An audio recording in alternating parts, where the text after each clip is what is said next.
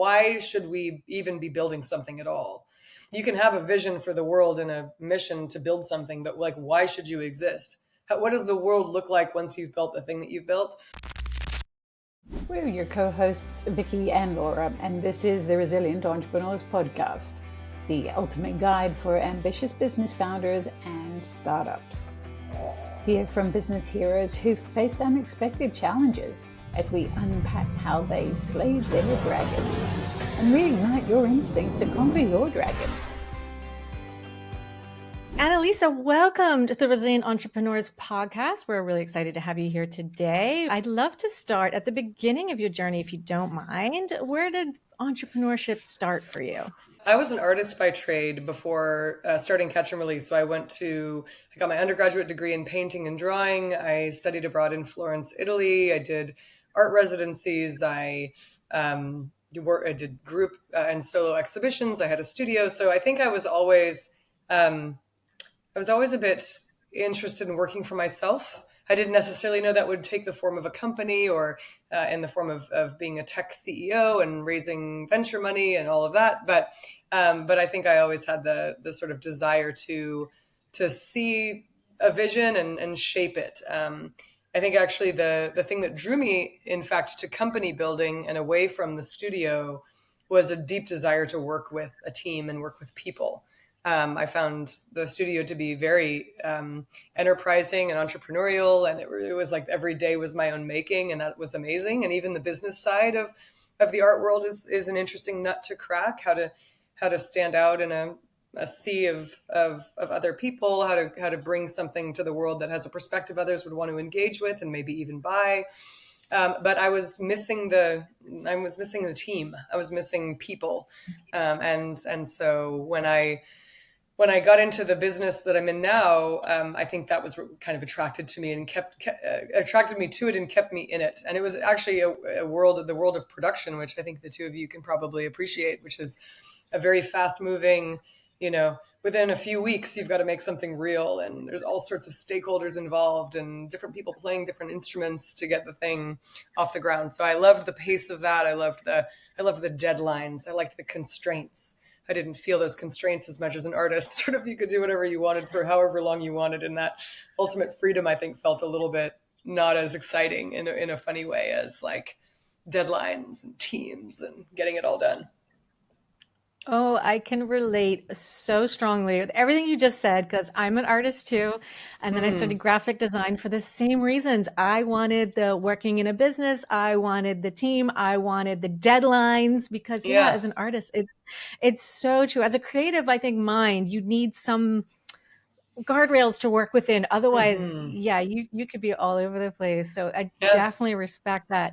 Tell us about Catch and Release. Can you explain it to everyone listening, what it is, what you do, how you help? Yeah, absolutely. So I think everyone listening to this podcast can imagine the internet as the most vast visual library we've ever had and seen, that we're all participating in too, by the way. So images, videos, music, writing, art. The internet is this massively exciting, growing creative database. And there's an entire market that us all as creators and consumers don't even know about. And that is brands and advertisers that want to use images, videos, music, writing, art in ads or in films or in any kind of commercial context or project. In order for a brand to use something that you've made, they need to license it. They need explicit permission from you. They need to pay you. You have rights with regard to your content. It's your intellectual property. If there are people who appear in an image or in a video, those people need to consent and give their permission and be paid.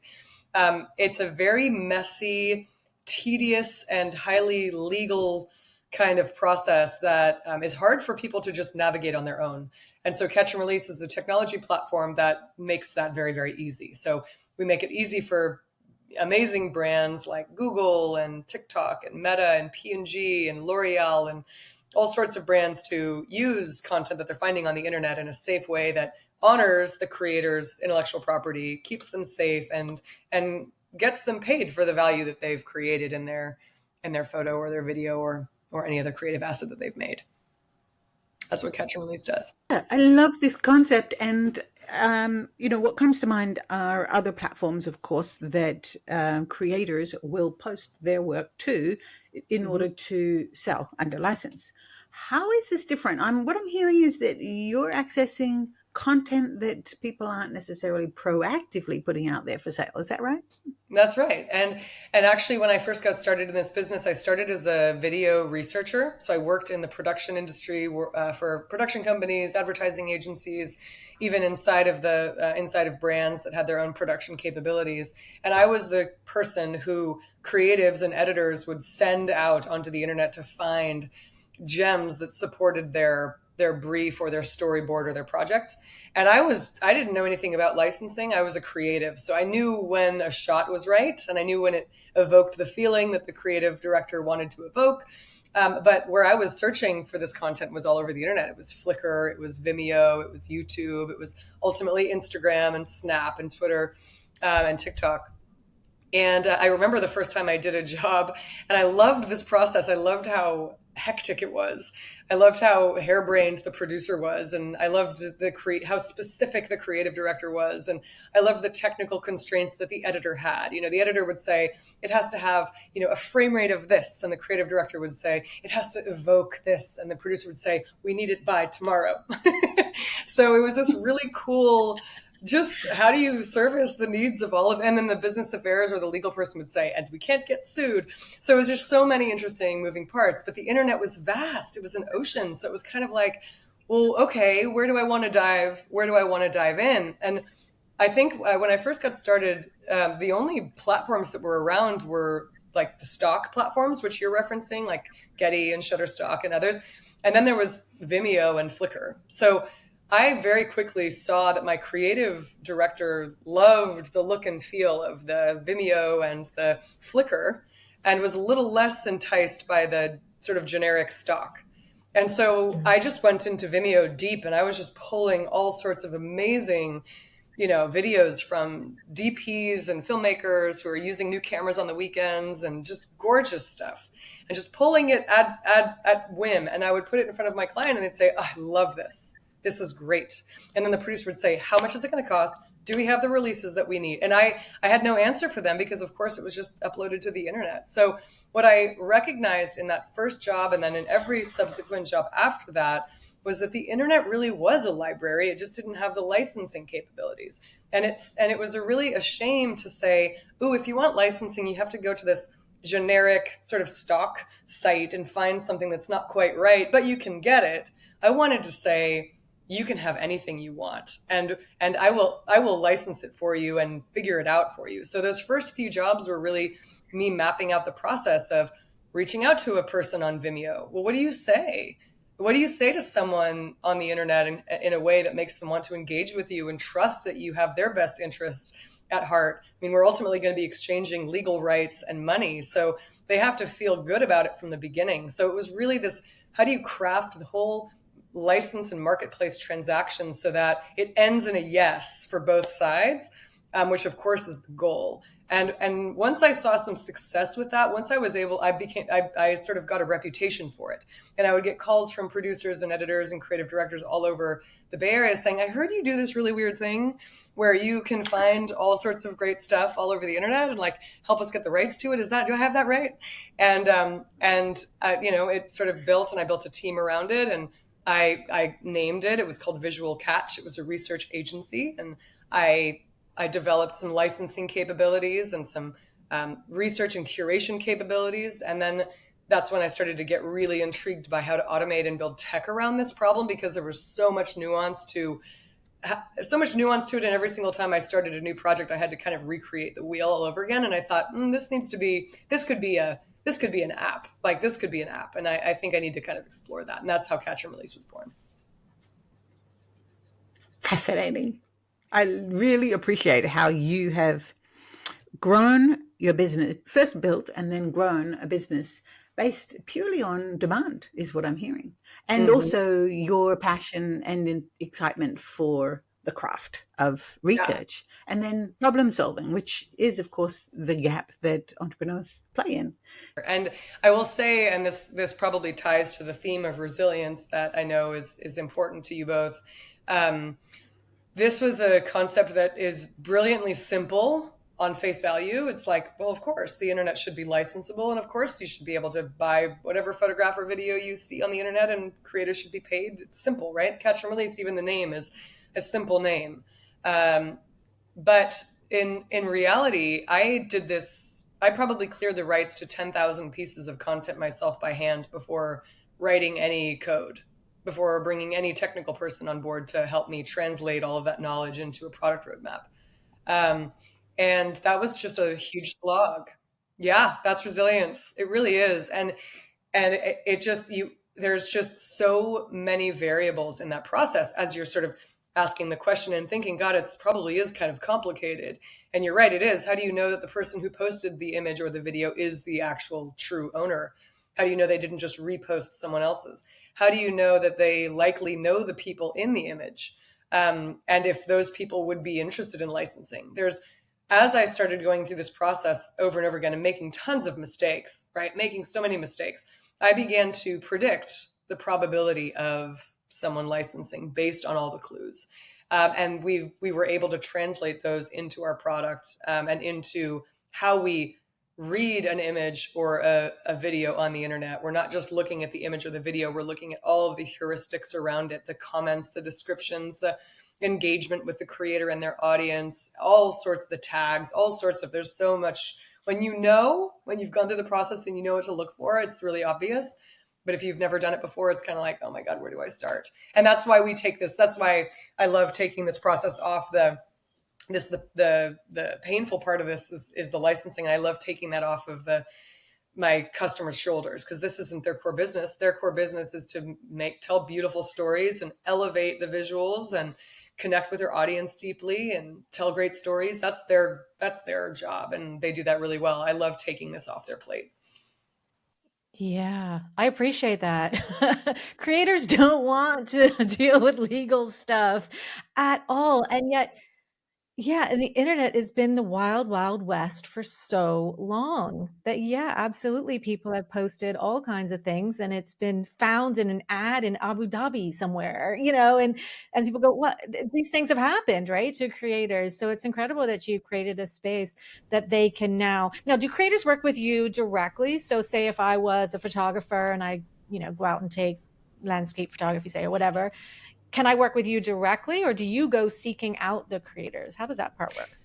Yeah, so what Vicky kind of identified is it really started with demand. So it started with we're a two-sided marketplace, demand and supply, and it started with demand coming to me and saying, we need content that looks like this, go help us find it and license it. And then we would go out and reach out to the creators, which felt really good because we weren't asking them to do a bunch of extra work.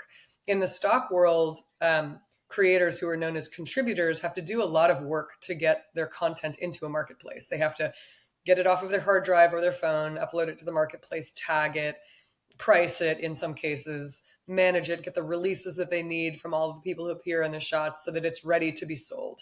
And that puts a lot of work onto the creator contributor, and that means that there's only a sort of a fraction of the world's population that are invested in going through that process. They have to feel pretty sure they're gonna sell something.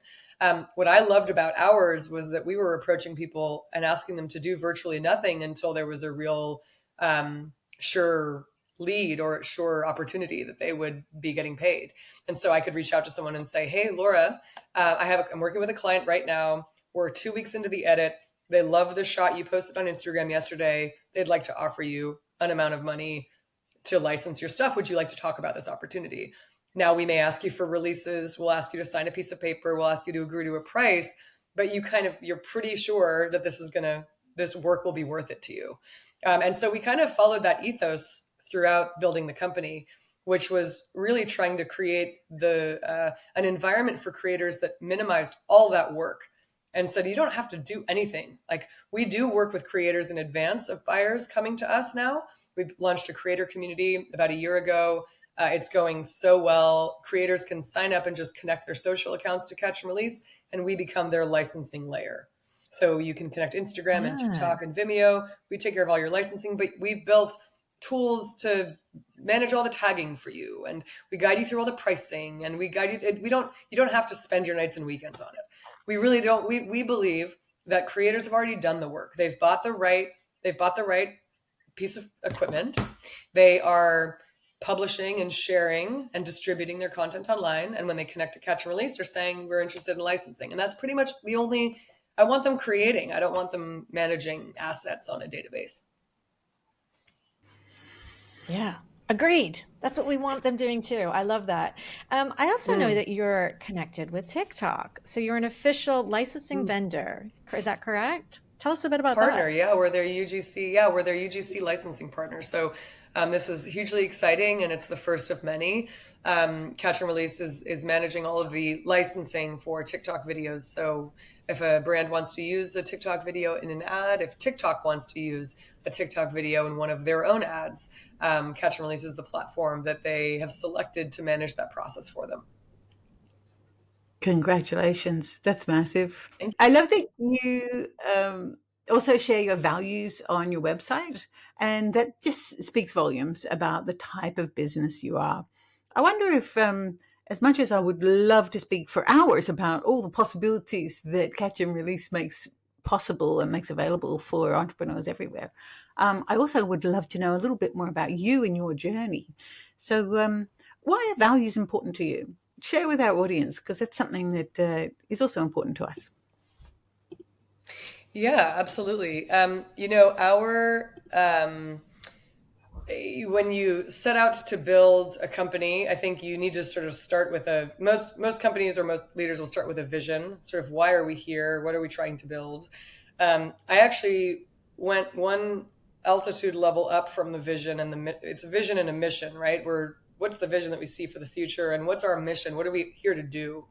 I sort of elevated out of that and said, what's our purpose? Like, why should we even be building something at all? You can have a vision for the world and a mission to build something, but like, why should you exist? What does the world look like once you've built the thing that you've built? And so we articulated our purpose statement as connecting, protecting, and celebrating the world's creators and storytellers.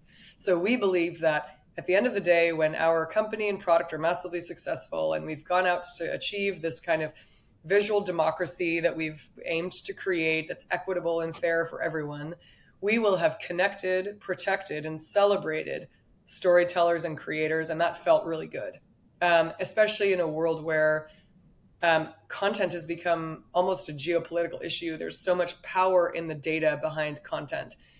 There's so much skepticism around the agendas of the people who have the power around that content and distributing it. There's just a lot of unknowns about the future of content, and what we can believe and what we can sort of hold on to. So I felt like it was really important when starting this company, and we haven't changed the statement in 10 years since I first launched my service and turned it into a product. It's connect, protect, and celebrate creators and storytellers. And that guides everything that we do in the product. When a product manager is thinking about a button or an experience for a creator to go through on our site, they think, does this connect and protect? Does it protect? How could we celebrate the creator in this moment? How do we make them feel even more? I'll give you a concrete example. We use PayPal as one of our channels for paying creators. And in the beginning, our PayPal notifications would get sent to creators that just said, your shot ID number XYZ is being licensed by Google for $500. One person on our team one day looked at that and said, that's not very celebratory. Couldn't we make that language a little warmer? And so then the next day, because I get all the PayPal notifications, the next day I opened up PayPal and it said, congratulations, person's name. Your amazing shot has been selected by Google for this incredible story, and we're so happy for you. Please expect your $500, momentarily. And it was just what a subtle shift. But without that purpose statement, without that direction from the very, very top, and I don't mean me at the top, I mean our purpose at the top, that might not have ever gotten changed. It might have just been, people might have just said, well, that's just the way PayPal does it, so we're not going to think about it. So there's so much opportunity in creating values and vision and purpose and all of those things to enable a culture where employees can make their own decisions and come up with their own ideas that still support the bigger thing, but that don't have to be sort of like checked off by me or even ideated by me, right? People can come up with their own ways of solving those problems. And that's awesome. It truly is awesome, and it's beautiful, and it's building relationships, and it's keeping the human in a tech company, because effectively that's what you are by your own admission, right? A tech company. And we deal in human content. We like our that is our medium is human content. That is exactly right. We are a tech company that works with humans. Can you just share with us what your experience, what your journey was like in those early stages for those of our viewers who are just at that stage where they have a great vision, they know they're on course, they're just not there yet? Share with us some of the human experiences you had in those early days. Hang on, hold that thought. I apologize for the interruption. I just wanted to take 15 seconds of your time to thank you for being a part of this growing community of resilient entrepreneurs. If you could do us just one massive favor and subscribe, you'll be notified of the next great episode of this podcast. And speaking of great episodes, let's get right back to it. I mean, listen. I mean, you make a lot of mistakes. I mean, I mean, one of the things I use as a tool is I talk to lots of people. I didn't set out to build a tech company. I'd never built a tech company. I'd never built a product before. I'd never been a CEO before. But I really was. I was on the scent that what I was doing manually could ultimately be productized, and that if we were able to pull that off, there would be a pretty huge market opportunity to go after. And I was very compelled by that. But I had no idea what that entailed. I'd never raised money before. I just didn't know. And so I met with anybody who would take a 20-minute meeting with me that I felt was closer than I was to that kind of world. I was fortunate being based in the Bay Area that it wasn't hard. You could throw a rock and like meet a founder or a venture capitalist. But I didn't run in those circles, right? I knew curators and I knew archivists and I knew art professors and I knew writers. I didn't know any of these people. So I would talk to anyone who would listen, whether it was at a party or a coffee shop or anything. And someone sort of seemed like they were a little closer to that world than me, I would invite them for coffee, and then they would say, oh, who you should talk to is, who you should, there's someone I think you should meet. And I just kind of like a trail of breadcrumbs, just kept following the trail until I ended up meeting people who were squarely in the industry. They were venture capitalists, or they were advisors to tech companies, or had founded companies before. And I just soaked up as much knowledge as I could. Meanwhile, I was able to go at my own pace because I was making money. So I had my service that was generating income, and I had a small team, but we were very efficient. So I was able to sort of bootstrap for a few years before we actually raised any money. So that bought me some time to make horrible pitch decks to VCs that were beautiful to me, but like didn't make any sense to them, and iterate on those and figure out how to like connect to that audience and what they cared about and how to frame my business in the lens that a finance person would understand. That took some cycles. But yeah, you make a lot of mistakes, but you just being comfortable with these iterations, being comfortable with small amounts of progress over a prolonged period of time. Yeah, that just cracked me up when you said like you created a beautiful presentation and they were like, "What?" It was gorgeous. I know it was gorgeous, but like didn't mean anything to them. Yeah. Your audience, that's the lesson, right? Know your audience. That was a lesson there for sure. Yeah, 100%. What's it like being a woman in the tech world in California? um, just probably like being any other founder in the Bay. It's hard to say. I mean, it's really hard to say. Like I wonder. I guess I stand out because there's not as many of us as there are of men, so that's that's an advantage. I'm memorable. Um, I I don't know. It's a tricky question because it's hard to say. I think there is definitely, I think the venture world, especially when we talk about investors and raising money, Some of them are visionaries.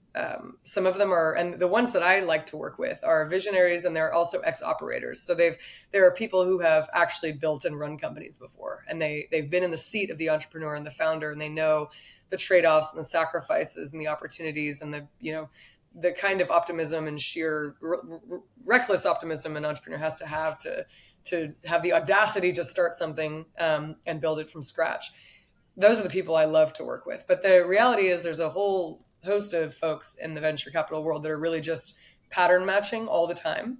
And they're just looking for people that look like the last successful person who did a thing. And so I do think probably the gender bias comes up in those situations where someone's like, well, you don't quite look like Mark Zuckerberg. So I don't know, I have a tendency to sort of discount what you're saying. And you know what, like the way I look at it is fine. There's plenty of money out there. There's plenty of people to work with out there. Your loss, like I'm going to go find the people that I want to work with. So, but when you look at the numbers, I mean, it's completely plain to see that, it's less than 2% of women and minority businesses are getting backed by money. So I am in a very, very small minority of people who have raised venture capital, and that's unfortunate. It's unfortunate, and there's so much more to celebrate because of it. Yes, hence the Like, memorable standing out. Yes, exactly. Yeah, it's phenomenal. Now, when you were talking about, playing in sandpits that weren't yours, that you weren't familiar with, and going for coffee with people who you'd met through somebody else, and they're suggesting that you meet somebody else. I can't help but think that there's people, and I know there's people that we work with regularly who would be terrified at that thought, frankly. Where were you on that scale, or were you just so determined and committed to your dream business that it didn't faze you? I think this is where it comes down a little bit to personality. I'm very outgoing. One of my side hustles when I was an artist, and I was working as a visual researcher, I also worked in restaurants, and I was always committed to, in any job I did, I wanted to do the highest level version of that job. So I didn't want to just sort of make money to just be in the studio. I was like, if I'm going to spend 8 hours a day somewhere, I want to come out of that job inspired by something or having learned something. So when I worked in restaurants, I became really interested in hospitality, and I became really interested in wine and service and food. And I ended up working at restaurants that were like increasingly higher and higher quality. And my last restaurant gig before I converted to catch and release full time was at a Michelin star restaurant in the East Bay called Commis. And it was a tough job, right? I mean, it was like you basically had to sort of learn. It was the art of service at the highest level. Like I felt like I was learning I was learning ballet or something. I mean, it was so precise. But I loved it. And so I think one of the things I loved about working in fine dining and in hospitality was constantly interacting with strangers, constantly, and not only interacting with them, but learning and anticipating what they needed from the experience. And how could I read the body language and deliver something to them that they would really, really love? And so I leverage that skill all the time in conversations with investors and advisors and even recruiting. It's a huge skill with recruiting. If you have it has been a very competitive talent environment, with people having choices of where they want to work. And so being on an interview with someone that you really want to hire, knowing that they have other places they could go, you better be reading your audience and reading the room and really understanding what's important to them and how do I share what's happening at the company in a way that they will really appreciate. So I think part of it is personality. I'm outgoing. I love being around people. Like I said, that was the thing that kind of took me out of the studio, was just wanting to be around other people. But I think that sort of skill set I developed in hospitality lent itself to being strategic with my extroversion. I was extroverted, but also strategic. I could kind of if I wanted the coffee date to end in a certain way, I would be pretty damn sure I was going to make sure it ended in that way, based on the clues they were giving me, based on the body language, based on all that things. So it was very opportunistic in that outgoingness. So I think that's a developable skill. And I think for anybody who feels like, oh, I'm not so extroverted, get out there. It's going to be a requirement for so many aspects of the job. that's coming up for you when your company actually launches and you're in the fortunate position of building something. You're going to need to leverage that. So go for it. Just go for it. Yeah, I mean, 1,000%. We know how important a strong network is, and that you have to do networking to get ahead, to meet people, to get in front of the right people, to make the connections, to climb the ladder Yeah. to find the person you need to talk to. It definitely takes relationships. We've talked in this Mm-hmm. podcast before about relationship marketing. It is Yeah. really, really key. Everything you do is relationship based in your industry. I would also say like one other thing I think that might be helpful to someone is like because when you say networking, like even I go like, ugh, gross networking, and I was just kind of reflecting like, why do I have that response? And I'm like, well, because a lot of people don't feel comfortable selling themselves, and I would say I don't love selling myself either. I think the hack is don't make it about you. Make it about your vision. Make it about the customer. Make it about the problem that you're solving. It's not about like look at me, this I'm networking. Like it's about that. It's about the customer. It's about the pain that you're solving for them. And I found myself being able to get behind that all day long in every conversation. I could point to that and be like, you need to understand why this is important. And yes, of course, at the end of that, they're like, oh wow, she's so enterprising and I should connect her with someone else because but really the thing that gave me the juice to and the confidence to just keep talking about it was really not was redirecting the attention from me to the thing I was building. Which brings me to that belief in the thing we're building. Yeah. We have to have that big why. We have to have a big enough goal Yeah. so that everything else falls into Yeah. place. Or not just goal, but dream. And there's another hack for that because somebody might hear that and say, "Oh, but gosh, is my dream big enough?" And I don't know, do I have a big why? Here's what you can also fall in love with is the problem. I fell in love with the problem. I was like, this problem sucks. This is so painful. It is awful. It's tedious. It's annoying. People are unsuccessful more than they're successful at doing this. They hate doing it. They hate doing it. Like there's so many parts of this problem that are just so gross and bad that I fell in love with solving that. And so that was my big so you can find a big why or a big dream in the pain point in the customer's pain point. It's like, I want to solve that. I want to get that off the table for them. What's it going to take to do that? Oh, well, it's going to take, building a roadmap to license the internet. It's going to take a marketplace. It's going to take, analytics around possibly the probability of licensing. It's going to take AI. It's going to take it's going to take a great team and culture. It's going to take a strong leader. It's going to take great venture capitalists. Like you can get to it from that angle. And I found myself just obsessing over the pain. The problem was endlessly fascinating because I was so far away from solving the problem. Like at the beginning, you've got nothing. You've just like you got to go step by step, right? Um, Move a mountain one grain of sand at a time, and you can easily get really discouraged at the beginning because your dream feels so far from reality. But if you're obsessed with the problem that you're solving, that's like that keeps you really curious. You're kind of like, oh, I'm going to get it tomorrow. Tomorrow I'm going to be a little closer to that. It's like a puzzle, maybe. It's like sort of like solving a puzzle. So I found that to be helpful. I love that. I love that. It's like the saying, be interested, not interesting, you know? The curiosity. If you want to have good relationships and create strong connections, just be curious. I think that's why I love this podcast because we get to be curious and yeah, ask great questions. Makes a big difference. Totally. Asking great questions. There's a great master class with an ex FBI hostage negotiator. And he talks about that. He's like, there's a technique called mirroring where you just repeat the last thing the person said, like you're kind of asking them to go further on the thing that they just said. He said, I have conversations at cocktail parties where I've given nothing to them about me. I've only made them feel more emboldened and more seen. And they find him to be the most interesting person at the party. And he said he shared nothing about himself, which of course for a hostage negotiator is very strategic because he never wants to show his cards.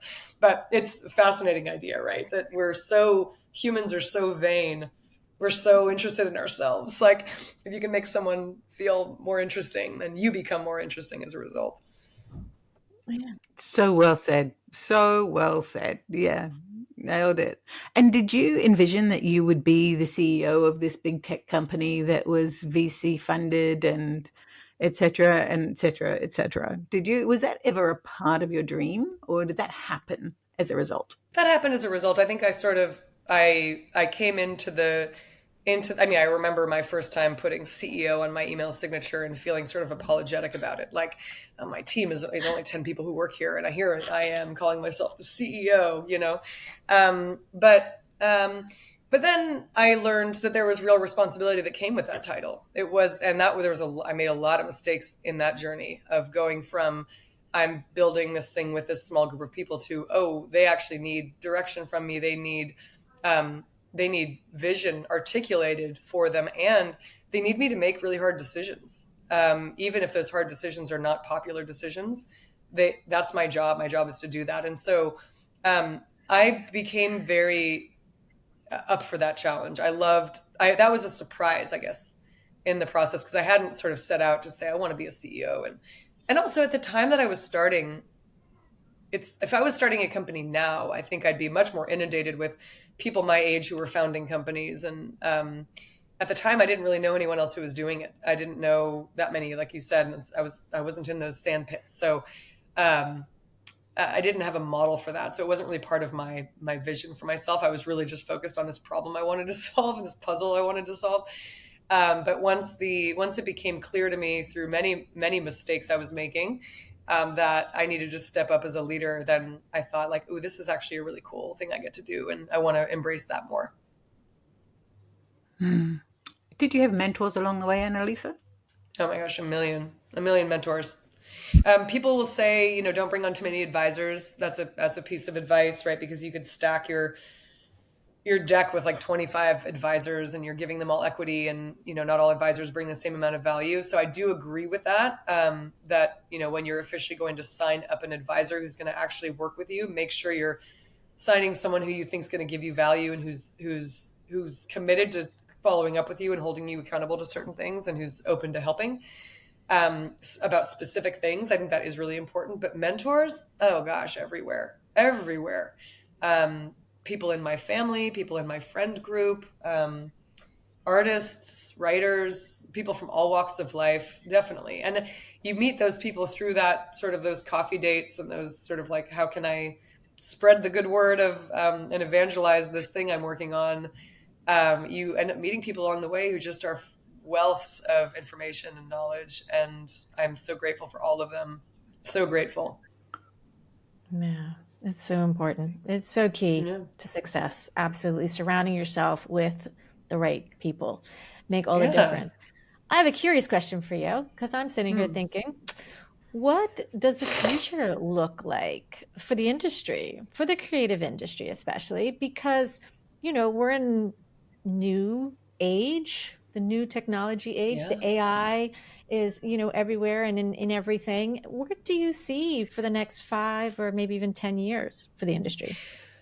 I think we are in a really pivotal moment in the creator and creative industry. There's a lot going on.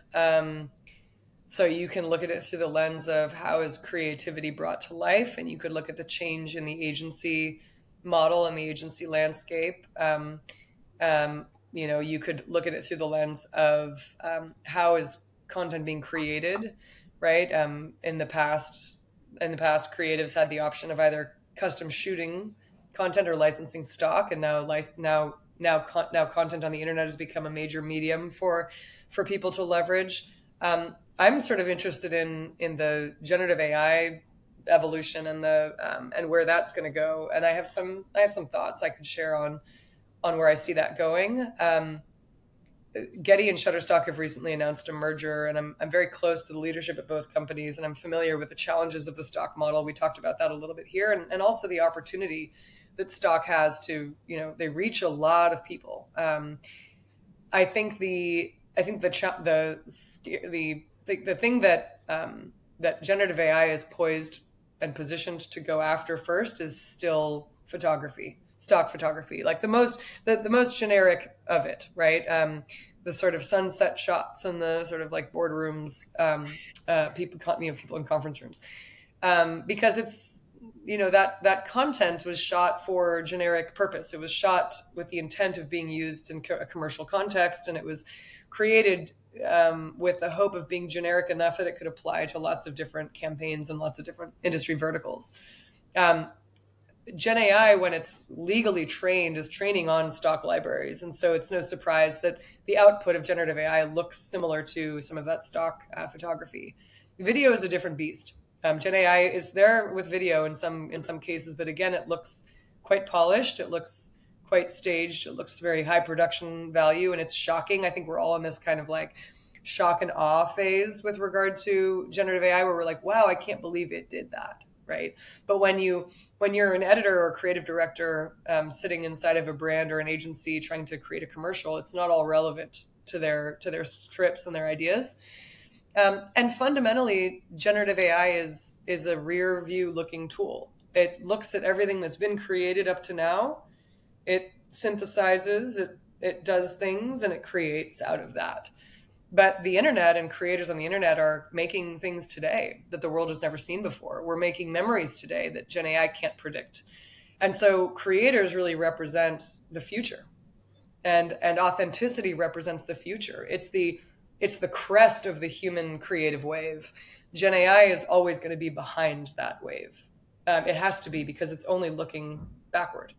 And so for us, not only Gen AI can't recreate authenticity at the level that a human can. We've done plenty of tests with sort of state-of-the-art tools to say, recreate this beautiful moment between a mother and a child that we found on YouTube. Show us what you can do. And it's like, you'd never use it. You'd never choose that over the real thing. And so we're betting on authenticity. We're betting on human creativity. Not that Gen AI will become a massively important creative tool in this industry. It already has, but it can't do it without humans continuing to create. If every human stopped creating today, Gen AI would not evolve. I mean, it needs our memories. It needs the things we're making. That's such a solid point and such a great optimistic view for the future, I think, for creatives. I truly believe that entertainment in all of its forms is going to be a part that will always supersede any new technology, new anything, because it has lasted since cavemen put handprints on cave walls, right? We created art from the very beginning of our journey as humans. That's never going to change. I truly believe it's just going to continue to evolve. So this is an awesome conversation for creatives to know that there's an incredible future. There's an incredible opportunity to license and share and get your work out there, which is, more important than ever. And I love your mission, connecting, protecting, and celebrating storytellers and creatives. Did I get that right? Did I nail that? You got it. You got it. Oh, okay. Thanks, Elizabeth. Perfect. That was fun. Absolutely. Exactly. Such an amazing mission to be on. Thank you for being on it. And thank you for your time today on the Resilient Entrepreneurs podcast. This was a great conversation. We'll certainly share in the show notes how people can check out exactly what you're doing. And if they're out there in the creative space, see how and if it can work with you. And brands, Awesome. Of course, out there, you're going to need exactly this resource. It's incredible. I've checked it out. So thanks, Analisa. We really appreciate your time today. Loved it. You guys are great. Thank you so much for having me.